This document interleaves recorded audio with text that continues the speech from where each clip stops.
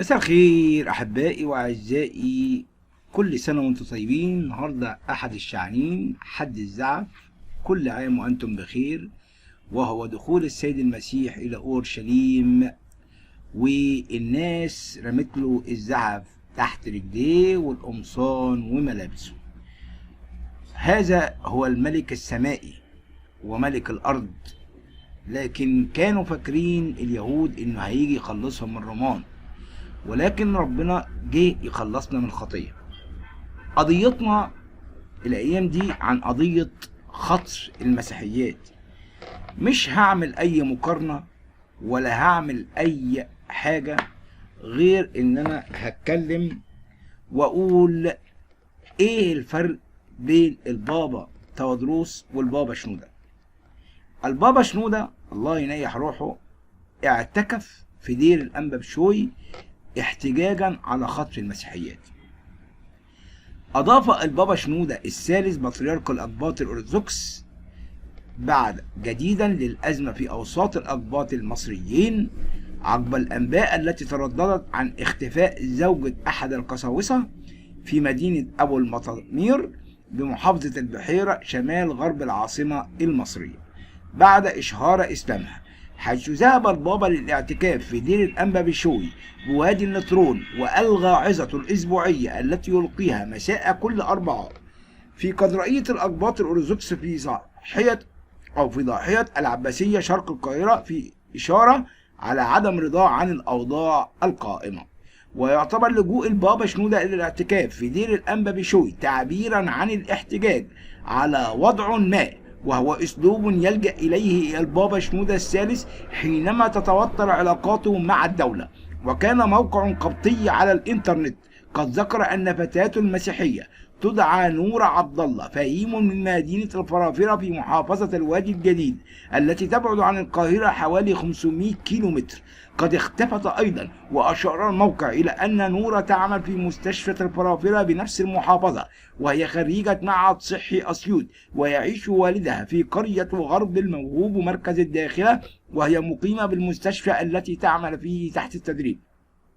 وقد شجع شاب مسلم غير مسيحي يعمل عامل بنفس المستشفى اسمه تامر عبد الحكيم مقيم بقرية الكفاح مركز الفرافرة محافظة الوادي الجديد، وهو أصلا من ديكرنس، على الاختفاء معه من حوالي شهر تقريبا. وقد ترددت الأخبار بأنه قد تزوجها زواجا عرفيا، ولكن اليوم تردد أنها أشهرت إسلامها حتى الآن، وقد أبلغ والدها الجهات الأمنية والسياسية بالمحافظة.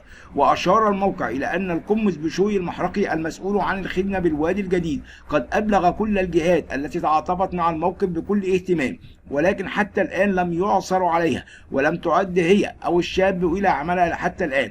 وقد أبلغ والدها مدير النيابة العامة متهما الشاب بتحريضها على الهروب، وأمرت النيابة بضبطه. من جانب آخر، نجحت السلطات المصرية مؤخرا في عقد لقاء بين السيدة وفاء قسطنطين وخمسة من مطارنة الكنيسة المصرية لمناقشتها حول ما أعلن عن اعتناق الإسلام، وذلك في محاولة منها لاحتواء الأزمة المثارة في مصر، بعد أن صرت شائعات فحواها أن وفاء اختطفت أيضا وأجبرت على اعتناق الإسلام. وبحسب تصريحات لصحيفة الشرق الأوسط، فإن قسطنطين بدأت علاقتها بالإسلام منذ حوالي عامين، وعندما شاهدت أحد البرامج التلفزيونية بالصدفة وكان يقدم شرحا وتفسيرا لإحدى الآيات القرآنية، فاكتشفت أن القرآن يتحدث بلغة العلم الحديث، ولأنها درست العلوم والزراعة كما تذكر، فقد تأنت وفاء في تقديرها للموقف، وطلبت من أحد زملائها المسلمين التي تثق فيه أن يمدها بكتب عن الإسلام وتفسيره، فاكتشفت أن الإسلام ليس كما عرف الدين عنف وتكفير الآخر، فقررت اعتناقه من دون أن يدرك أحد أو يعرف سرها، إلى أن حدثت الثورات الأخيرة. وقد تسبب اعتناق المهندسة وفاء قسطنطين الإسلام بثورة غضب بين بعض أوساط المجتمع المسيحي، وذلك رغم تكذيب وزارة الداخلية للأخبار التي أفادت بخطو وفاء وتأكيدها أنها السيدة البالغة من العمر 46 عاما أسلمت بكامل إرادتها، وتركت بيتها في مدينة أبو المطامير في محافظة البحيرة في دلتا مصر 146 كيلومتر شمال القاهرة من دون أي جدوى أو ضغوط خارجية. تقدر الإشارة لأن وفاء قسطنطين مسيحية المولد والمنشأ، ولدت في عام 1959 في محافظة المنيا، أو المنوفية بدلتا مصر لأسرة مسيحية تملك المال والسمعة الطيبة. عاشت في محافظة المنوفية 23 عاما مع عائلتها قبل أن تنتقل إلى مدينة أبو المطامير عقب زواجها. ملامحها هادئة وهي بيضاء مشربة بحمرة، وتحرص الآن على ارتداء الحجاب الذي يغطي شعرها. تصلي بالخفاء وفي مطلع الثمانينات، وحصلت على إجازة جامعية في الهندسة الزراعية، ثم تزوجت من أحد القساوسة وأنجبت منه ابنا هو الآن مهندس، وابنه تدرس في كلية العلوم، وابنة أخرى تدرس في كلية العلوم جامعة الإسكندرية. وحينما شاهدت بالمصادفة أو شاهدت بالمصادفة برنامجا تلفزيونيا في التلفزيون المصري تناول فيه أحد المتحدثين تفسيرا للقرآن بشكل مبسط، فاكتشفت أن القرآن الذي نزل على رسول الإسلام منذ ما يزيد على 1400 عام تحدث بلغة بسيطة يفهمها الجميع. فبدأت أن تركز فيما تسمع حتى نهاية البرنامج التلفزيوني، وهي تشعر بشيء غامض ينبض به قلبها، وكان صدرها ينشرح كما تقول لشيء مجهول لا تعي ما هي طبيعته. ولأنها درست العلوم الزراعية اكتشفت أن الإسلام ليس كما عرفت الدين عنف أو تكفير للآخر، ووجدت فيه إجابات عن أسئلة كانت تشغل تفكيرها منذ سنوات. وكلما قرأت وتعلمت أدركت سلامة موقفها وصحته، فزاد تمسكها بالإسلام الذي اعتنقته دون أن يدرك أحد ذلك أو يعرف أحد سرها. أعتقد هذا كل الكلام بالنسبة لي كلام غير صحيح، كلام إعلامي. فكانت تصلي في غياب أسرتها أو في حجرتها. لا تنسوش إن ده جوزها كاهن، بعيدا عن أعينهم بعد أن تغلق عليها الباب بالمفتاح. وقد صامت شهر رمضان قبل الماضي والماضي مبررة امتناع عن الطعام بألم حاد ينتابها بين الحين والآخر في معدتها، إلى أن وفاء لم تدرك أن عين ابنتها كانت تشعر التغيير الذي ألم بولدتها، حتى كان يوم استمعت فيها الابنة المحادثة هدفية بين وفاء وزميلها المسلم الذي كانت تطلب منه أحد الكتب الدينية، وكان ذلك منذ عام. وعن ذلك اليوم ذكرت وفاء لصحيفة الشرق الأوسط أنها تعجبت من عدم خوفي من اكتشاف ابنتي الأمر الإسلامي، ووجدتني أهدئها وأحدثها عن الإسلام لأقنع به، ولكنها لم تقتنع، فطلبت منها عدم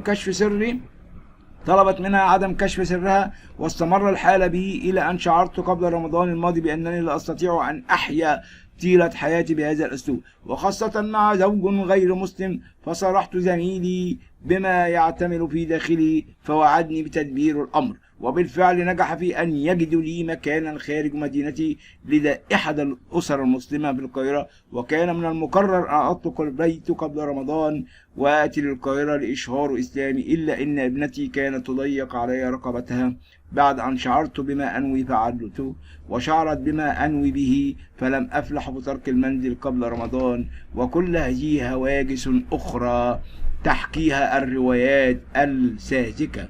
وتكمل وفاء قصتها بأنها نجحت في إقناع أسرتها منذ 3 أسابيع في الذهاب إلى الإسكندرية لقضاء عدة أيام في شقتهم التي يمتلكونها هناك. كان ذلك يوم جمعة، وبالفعل قضت ليلتها في الإسكندرية. وفي صباح السبت حضر لها زميلها الذي أحبته الذي اصطحبها إلى القاهرة دون علم أحد، وتوجه بها إلى تلك الأسرة المسلمة التي كان قد اتفق معها على استضافة وفاء قسطنطين الشخصية التي اندثرت وراء عاطفتها ولم تدرك عقلها بأنها لها أسرة وبأن لها دين وهو الله.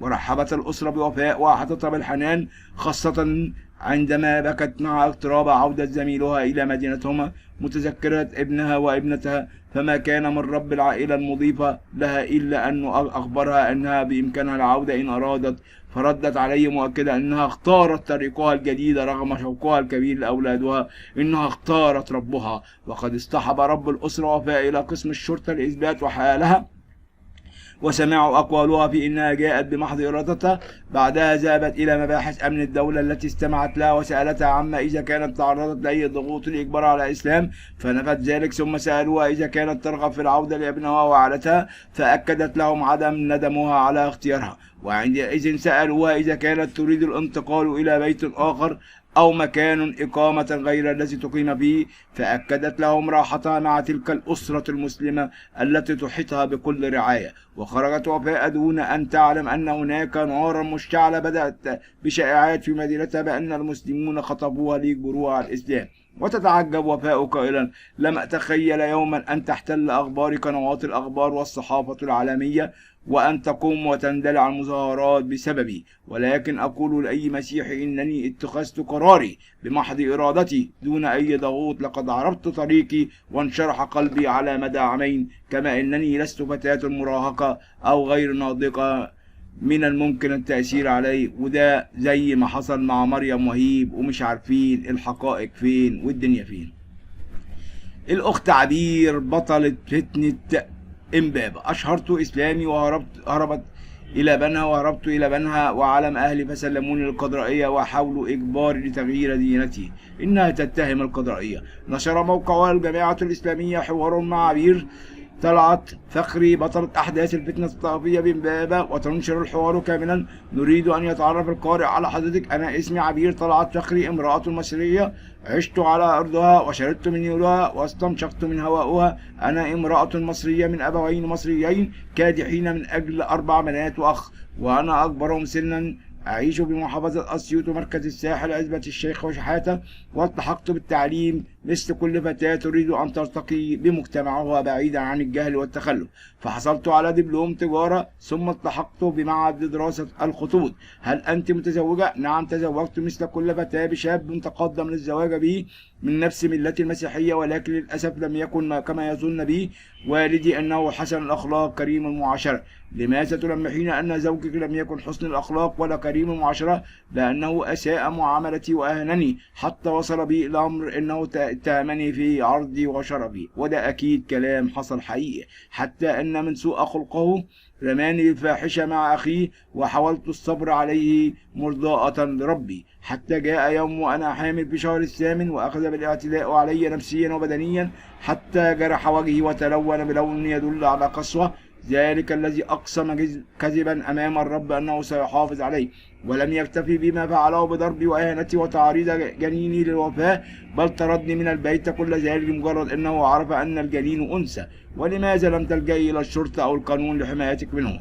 عندما ذهبت إلى بيت أهلي ورأت أمي ما لحق بي ساءها ما رأت على وجهي وجسدي من آثار الإجرام، وأرادت أن تتقدم إلى الشرطة شاكية زوجي الذي لم يحصل عشيرتي، ولكن حال بين ذلك أبي خوفا من كلام الناس. هل رجعت إلى زوجك مرة أخرى؟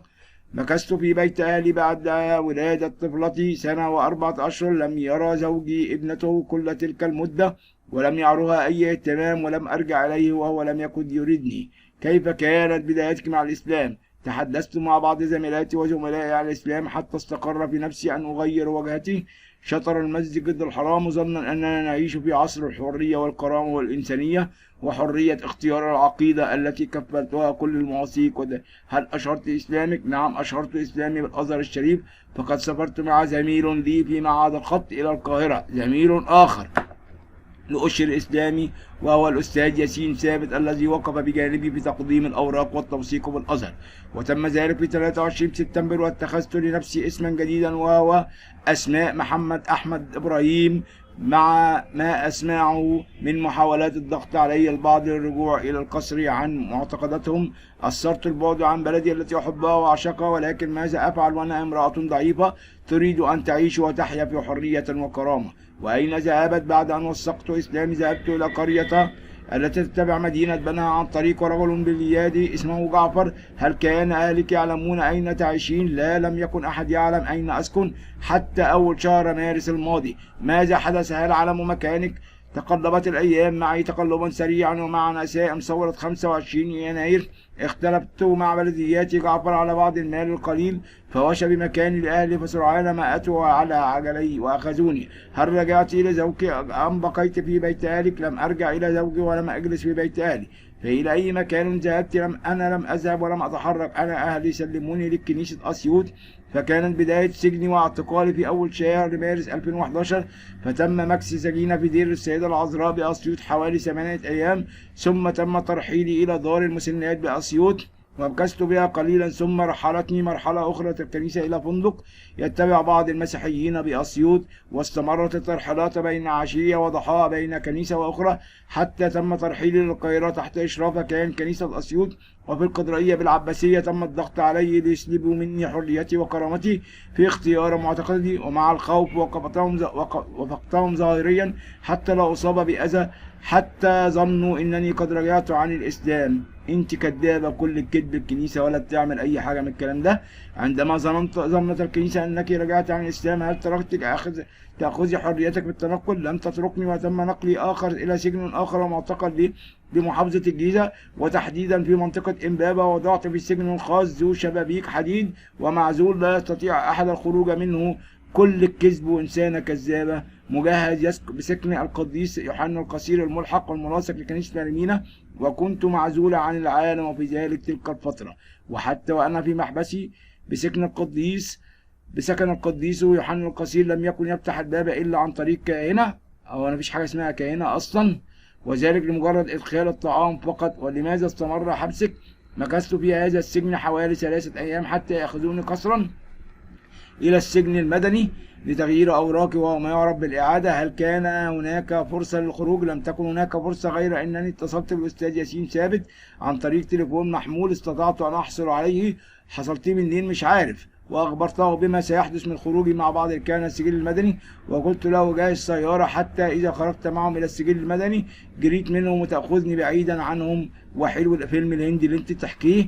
وهل تم ذلك؟ لا، لم يحدث، لأن الأحداث كانت أسرع. ماذا تقصدين بالأحداث كانت أسرع؟ سمعت أصوات في الشارع والكنيسة وجلبة كبيرة، وفجأة جاءت الراهبة وعليها علامات الارتباك والحيرة والاضطراب، وهي تقول خذي حاجتك وخرجي من هنا بسرعة، احنا بريئين منك ومن دمك. وفي نفس الوقت رن التليفون المحمول، وإذا بالصوت يقول أنا رئيس المباحث، انت فين يا بنتي؟ ولكني خفت وقبلت التليفون وخرجت إلى الشارع وسط ازدحام شديد وهوجة كبيرة، فأخذت توك توك لأرحل بعيدا شاكرا الله على نعمة أن نجاني من سجني ومعتقلي، راجيا ألا أعود إليه مرة أخرى ولا أحد من الناس. مفيش رهبان ولا راهبات في نفس الدير.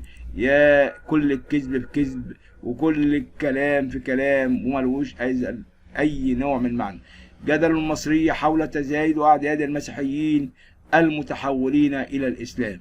بعد أيام قليلة من صدور حكم قضائي في مصر بحق المسيح التي اعتنق الإسلام بالعودة إلى المسيحية، سادت الأوساط القبطية المصرية موجة من الغضب الشديد بسبب تصريحات الدكتور محمد عمارة عضو مجمع البحوث الإسلامية بالأزهر بأن مصر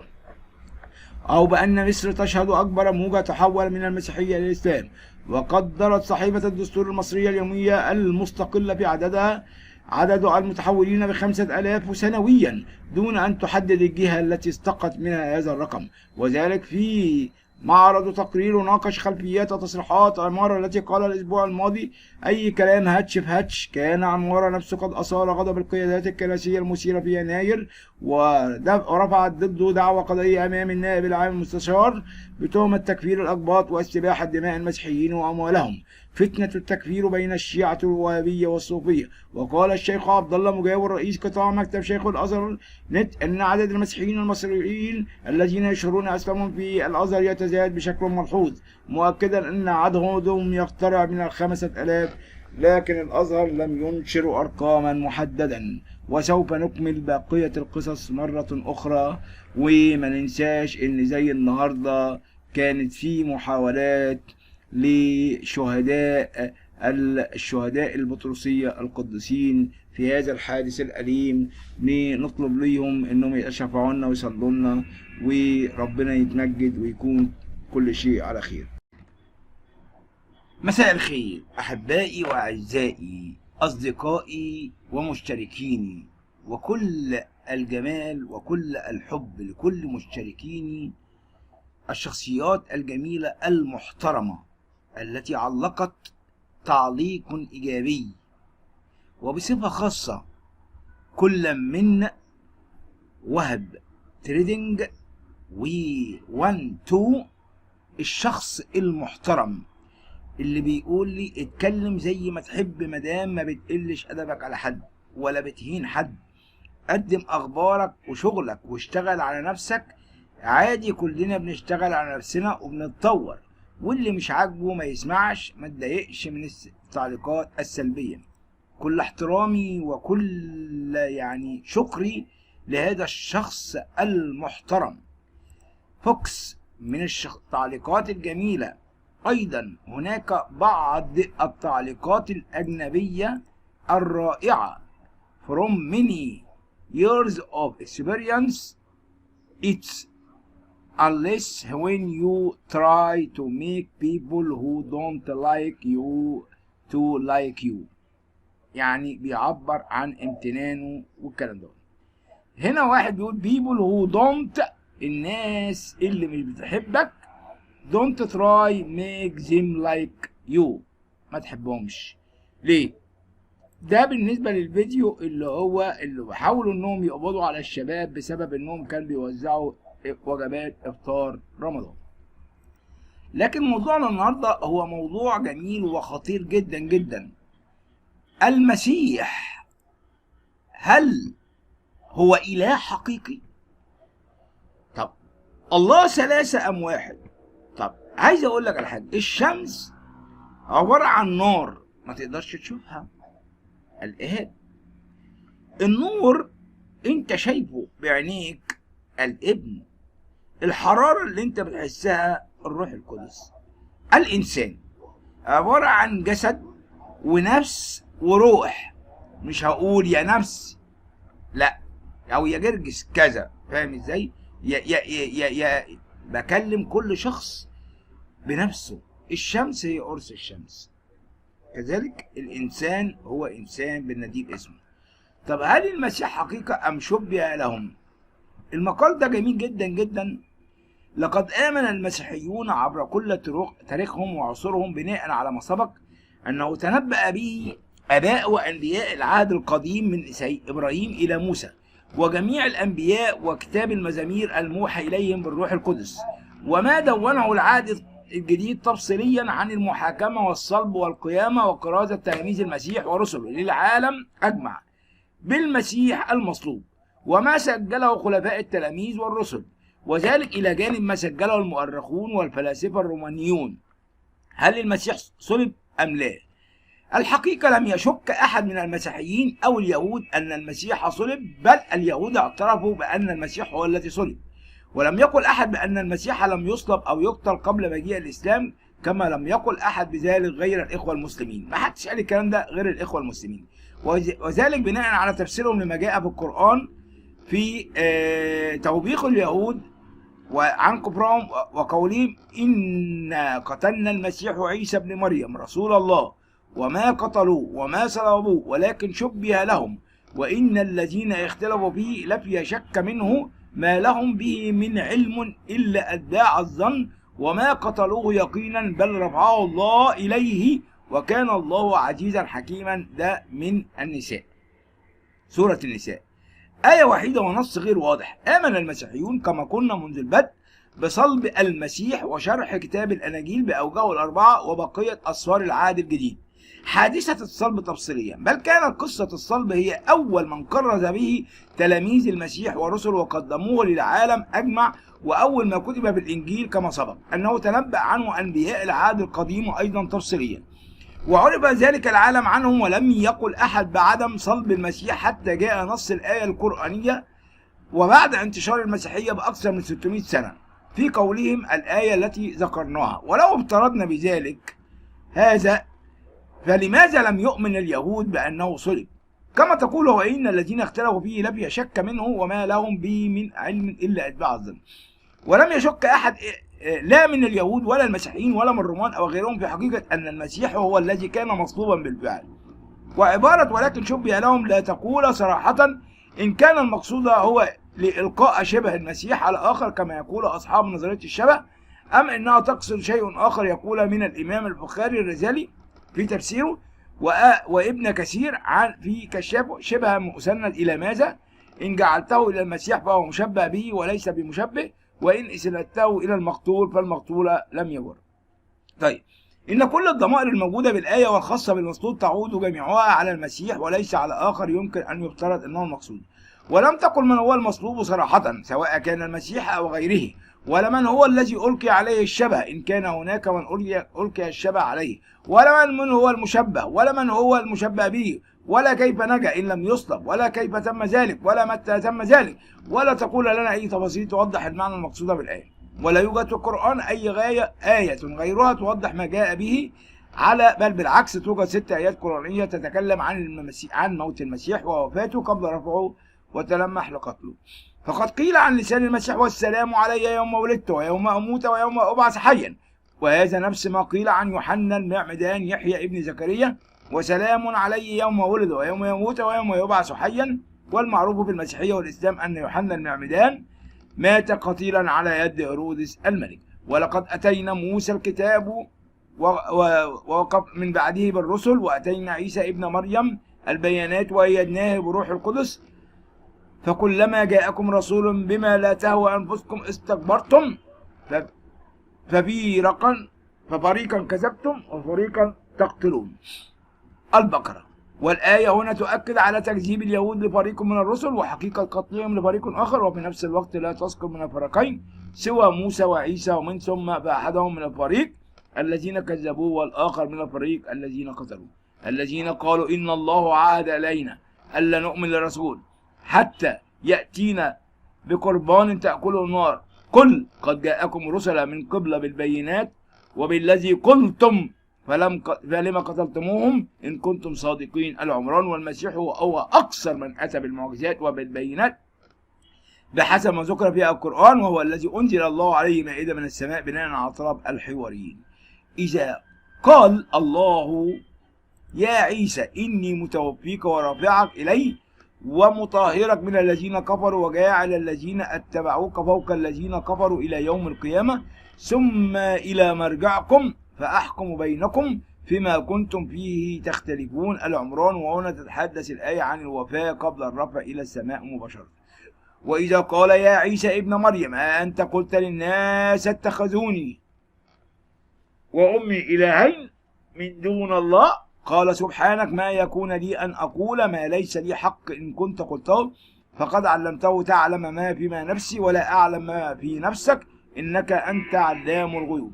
ما قلت لهم إلا ما أمرتني به أن أعبدوا الله ربي وربكم، وكنت عليهم شهيدا ما دمت فيهم، فلما توفيتني كنت أنت الرقيب عليهم وأنت على كل شيء شهيد. وهذه الآية تتحدث عن الوفاة قبل الرفع أيضا، ولكن الإخوة المسلمين تفسيرات عديدة لقوله متوفيك أو لما توفيتني، وأيضا في زمن الموت المقصود في قوله ويوم أموت. وباختصار فنص آية الشبه لا يوضح للمفسر أي شيء يخص نهاية المسيح على الأرض. ومن الصعب جدا أن نقول أنه ينفي صلب المسيح، لأنه لو كان يقصد أن المسيح لم يصلب حقيقة وقد ملأت عملية صلبه أكثر من ثلث العهد الجديد كما ملأت آلاف الكتب التي كتبها آباء الكنيسة في نهاية القرن الأول وما بعد ذلك، لكان القرآن قد شرح عملية عدم صلبه وإلقاء شبهه على آخر بالتفصيل، كما فعل بعد ذلك بحوالي 1000 سنة الذين زوروا كتاب إنجيل برنابا الخرافة المزيف.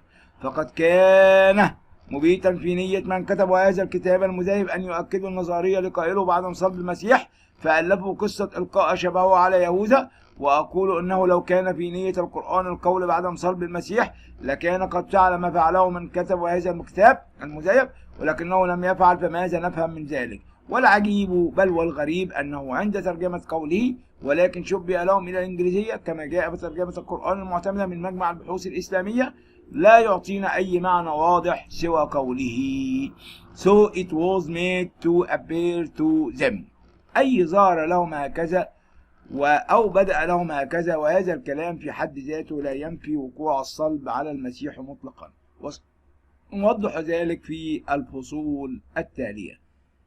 كلامنا المرة الجاي مناظرة: هل المسيح صلب بين جوش مندويل وأحمد ديدات؟